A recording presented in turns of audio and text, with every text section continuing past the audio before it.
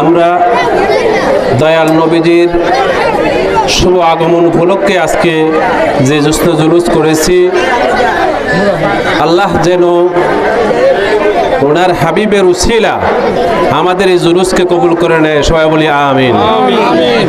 এবং আমরা যেন বারবার শান্তিপূর্ণভাবে এই জুলুসকে ধরে রাখতে পারি, সেই তৌফিক যেন আমাদেরকে এনায়াত করেন। সবাই বলি আমিন। আমি দীর্ঘ বক্তব্য দেওয়ার কিছুই নাই এখানে।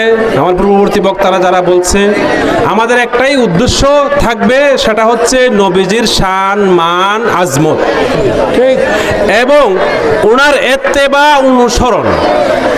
আমরা যেন আমাদের দেহে যতদিন প্রাণ থাকে ততদিন যেন ওনার ভালোবাসাটাকে আমাদের এই অন্তঃকরণে স্থান দিয়ে ওনার মহব্বতে যেন আমাদের দুনিয়া থেকে বিদায় নিতে পারি, সেই তৌফিক যেন আমাদেরকে আল্লাহ রাব্বুল আলামিন এনায়েত করেন।